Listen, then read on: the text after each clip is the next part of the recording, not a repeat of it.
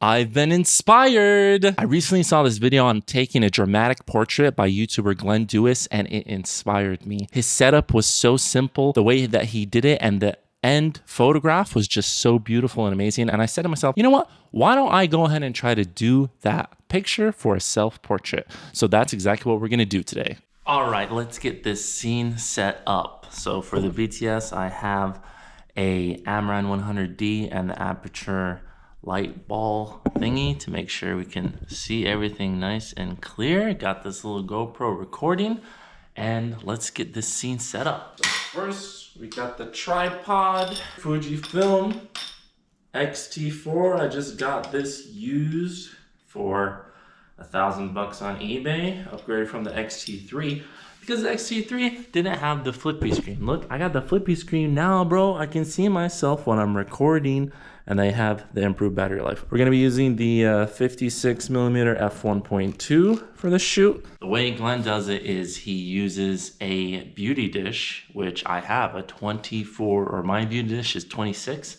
So I have the Glow Easy Lock 26 beauty dish. Let's get that out. And the way that he has it set up is he puts it high right above the subject. So I'm gonna try to get this as close as possible to my face, pointing it downward and getting it high.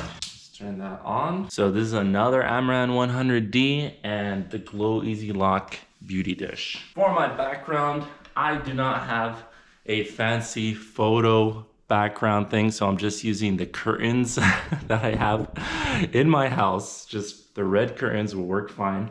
And I got this cute little stool right here that I can sit on so I can take the photo. I want to look clean for this photo, so I think I'm gonna change my shirt. Oh, we got the button up. We're gonna look classy for this photo. We want to look good, you know? That's what I always tell people. Look your best, all right? So we got the nice button up going on. Let's get this camera turned on, set the initial settings. So the way that Glenn does it is f5.6, but full frame. So that would be f4 for crop sensor camera. ISO as low as possible, shutter speed 60. Let's see what that exposure looks like. I got the flippy screen. I'm telling you, I love this flippy screen. Now I can tell if it's properly exposed or not properly exposed. We gotta pull the camera back a little bit to get my eyes into that third. And now I can see that this is in the scene. So let's pull this up a little higher and try and get it as close as possible. It looks like this is as close as I can get it, and let's bring it down until it's right out of the frame of the camera. And that looks right. Camera's exposure says it looks a little underexposed, so I'm gonna increase the ISO up to 320. Yeah, f4 320, and that is looking crispy. Looks like I'm a little close to make cast a shadow in the background. But I am in the third now. We got the eye out of focus going on the X-T4. And this is looking pretty similar to how Glenn had his setup and photo. You know, I want to make sure that the metal pole is not in the frame, so it's going to be a little off center with his style. It was directly straight. So there's going to be a little bit of a difference there, but we should still be able to make some moves with this setup. So now we got it here. I am in the third. It is looking good. I think I should sit back a bit. And exposure, camera setting exposure is good. So let's get our reflector. 24-inch round reflector that's gonna help bounce in some light to my face from underneath. And see, this is the advantage of using continuous lights. I can actually check all this out and put the reflector up and see how it looks all live without having to rely on flash, which is super helpful when you're doing self-portraits. Camera's telling me exposure is good. f4, 320 ISO, 60 shutter speed. We're looking clean. This is looking fabulous, bro. This is looking good. So let's take a shot like this, and we'll put the self-timer on. One thing that I love about Fujifilm cameras, not every camera is like this, it will focus at the end of the timer. Some cameras, you gotta set the focus and that's it. But Fujifilm is awesome because you just click shutter, go back, it'll focus, then take the shot. Super helpful. Self-timer, put it to 10 seconds. Let's take some shots. With Fujifilm's eye autofocus, that's also super helpful too. So that's what's gonna be set on. Let's take a couple shots and see how we look. All right, hitting the shutter button. 10 seconds starting, framing myself. We got 5, 4, 3, 2, 1, baby. All right. Dramatic look. All right. Do we have focus on the eye? Zoomy on the eye. Yes, baby. I love it. All right, let's take a couple more shots. Once into my face. Dramatic look. All right, again. I would use the app, but Fujifilm app notoriously sucks, like horribly. I don't know. I was smiling at that one. I was like, let's just keep the smile. All right, let's do another shot. Okay. We're gonna do like 10 shots and then I think we're gonna be good. You know, we have some variety, you know? Get that reflecting into my face nicely. I was kind of looking more serious there. Let's do another serious one. Okay. Let me do a little bit more. I want to try a smirk, you know? I don't want to look that scary or dramatic, you know, but it is in his style. But let's just see. Let me do a little smirk. Oh, one for grandma, you know? You gotta send one to grandma. All right, let's do a full-on smile. Let's see what the full-on smile looks like. Let's get this reflector right. That's kind of a cheesy smile. Let's do a inhale and an exhale, and then see what that looks like. Then go for the smile. You know, for that more. Now that's a top tip for a natural smile. Let's just do one more dramatic, like I'm gonna eat you. I'm going to eat you. All right. I was a little high on that in the frame, so I'm just gonna do that one more time. Oh, you got about to get eaten. And that's everything that we needed to do for the shooting process. Let's get the files into the computer, look at our options, and make the edits happen. All right, I've imported the photos into Lightroom. Now let's look and see what we got. So here's shot number 1. I'm looking pretty cool and dramatic. Shot number 2, ooh, I'm not looking that look. I mean, compared to the first one, isn't going too well. The cute little granny smile, you know, one for granny is cute, but I don't think it matches the style of photo that we want to go with, dramatic photo. That one's kind of cool, but my eyes are, like one of them is a little more squinty than the other. That one's okay, white balance change. I have it on auto white balance. That look is okay too. The smile's not gonna work. Oh, look at that big fat smile. Aren't I pretty? All right, let's keep going. No smile. Ooh, I'm kind of like, look at, ooh, that last one. These two right here, man, they're so similar. Even though I got up to click the button on the camera, I was looking the exact same way.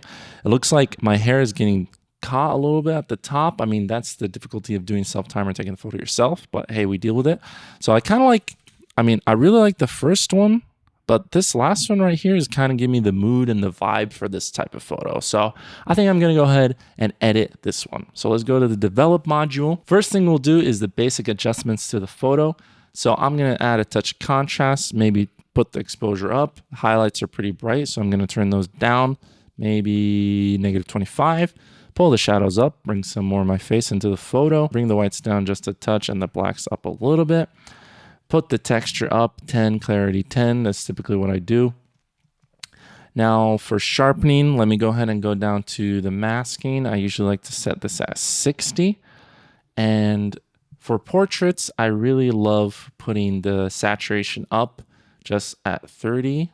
And it just brings this liveliness to the photo. This is like the before and the after. It just brings in a little bit of color that I like. Also, let's go ahead and choose the correct profile for the camera. I'm going to go with Provia Standard for this one, compared to, sometimes I like to do portraits with Astia Soft. Velvia is going to be too colorful. I'm just going to go with Standard for this one. Now that we have made the basic selections, the next thing that we're going to do is we're going to fix skin imperfections. My general rule with skin imperfections is if it's not going to be there in 2 weeks, then you can remove it. So, you know, don't take away people's birthmarks or certain moles and stuff like that.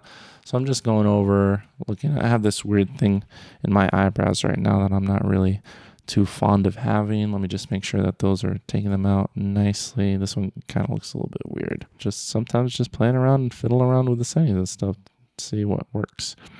That should be okay. All right, next up, I got some, man, why did I trim my nose hairs before I took this photo? Don't worry, we got the power of Lightroom right here that will make it look all clean as if it was never there. Just double checking if it looks weird there. It does not. We got some spots on my face right here. I'm just gonna remove real quick. These ones are not like super necessary, but you know, just in terms of general cleanup. All right, I think that that looks good right there. Look at the Fujifilm autofocus, eye autofocus. I got my eye. Look at the hairs on my eye right here. It looks fantastic. Skin imperfections done. Next up, we're going to do a crop, and I'm kind of feeling a square crop for some reason on this photo. So don't ask me. A lot of this is intuition and opinion. So however you want your photo, you can do it your own way. You can see here that I didn't get my eyes up to the right rule of third here that well. So we're going to be touching the hair in this crop. I don't need to get it too close, and I just want to adjust this so that maybe my eyes are a little bit more in line with each other. So maybe a crop like that. You know, I'm going to bring it up a touch. Yeah, just so we get a little bit of that hair. We don't need too much of it, but I think that this crop is looking good. Hold on, let me check and see if the nose is in the center. Yep, I eyeballed that, so it's working out well. Next up, I think I'm going to adjust the white balance, warm up my skin just a touch. Next step is we are going to be enhancing the pupils, and that means brightening them up and sharpening them up a little bit. So let's go ahead and click the brush tool right here and just go over the pupils right there, left and right. And we're just going to bring that exposure up. I usually like to start at 1 and then adjust from there. It doesn't look like it's too much, but you know, you'll have to zoom out to see if that just looks too bright, a little too bright. A lot of times, whatever I'm done with a little bit of edit or adjustments, I'll just bring it down a couple notches down, and that'll be the perfect amount. So I had it at 1.2. I'm bringing it down to, let's just start at 1 and see how that goes. So we've adjusted the exposure there. And next up, we're going to put a little bit of contrast. Pull up the shadows just a touch, again, for the brightness. Then put the texture up to 10. And the sharpness up to 10. Make sure those are nice and clear.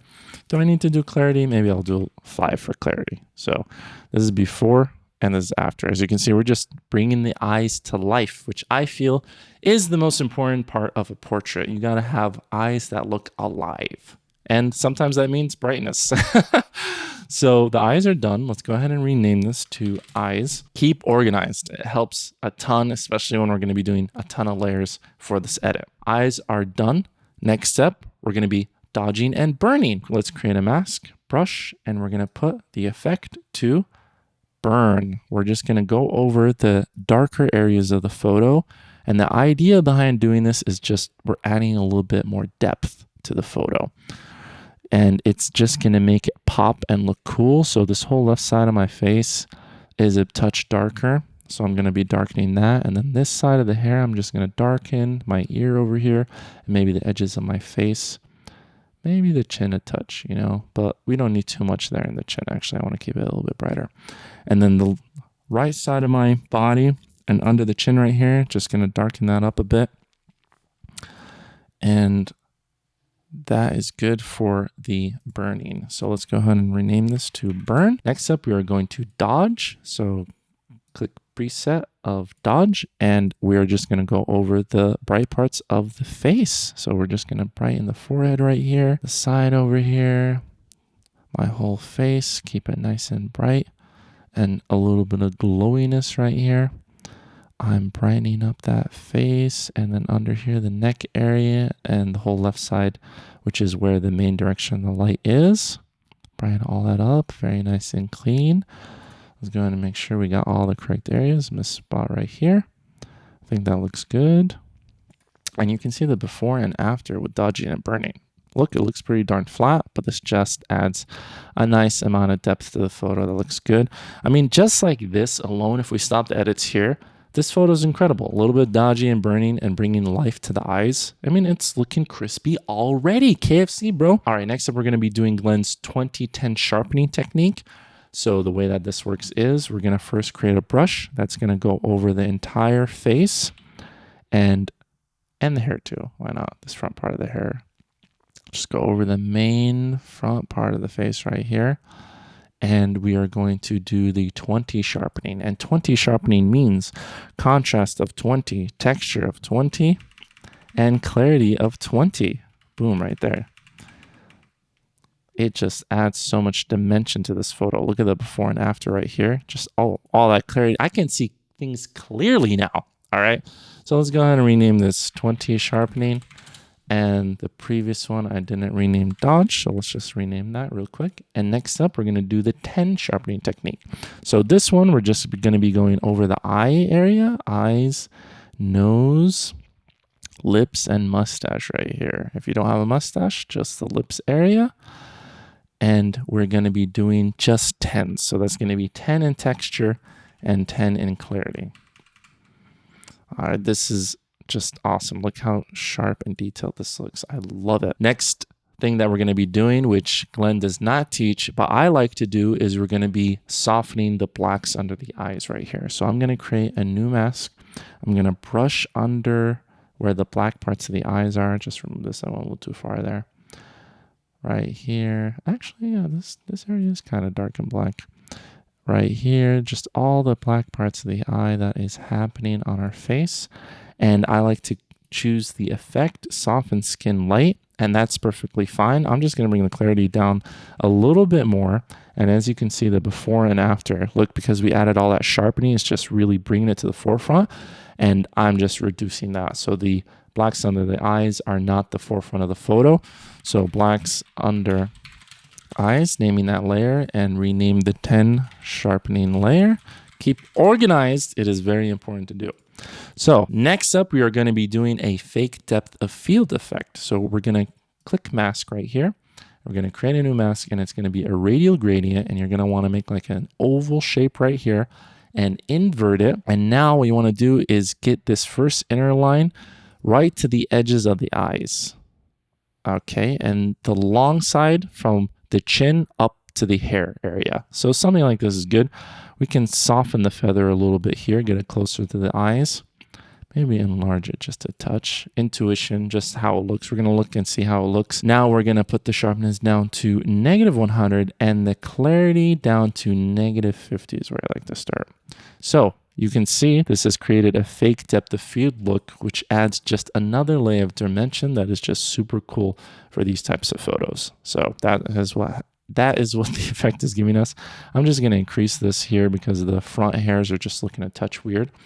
And yeah, we got our fake depth of field. Let's go ahead and rename this to DOF for depth of field. Next up, Glenn likes to teach us to reduce the reds in the ears. In this photo, I don't feel that the redness in my ears is distracting too much. So I'm going to leave that as is. Next step is shaping the light behind the subject. So this is such a cool effect. We're going to create a new mask. It's going to be a radial gradient. Create a pretty big circle and put it behind or around where the behind of the person, the subject is.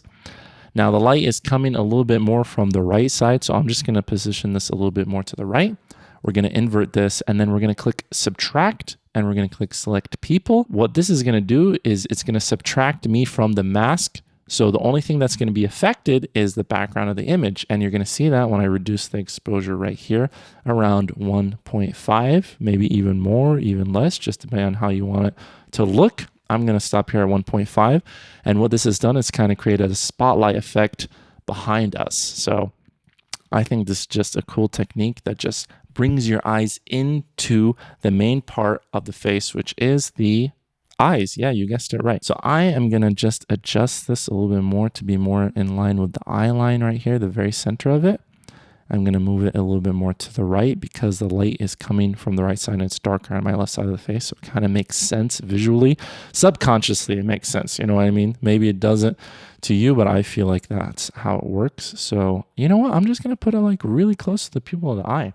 I like where that is. So this is before and after. You can see it just adds another layer of dimension to the photo that I love.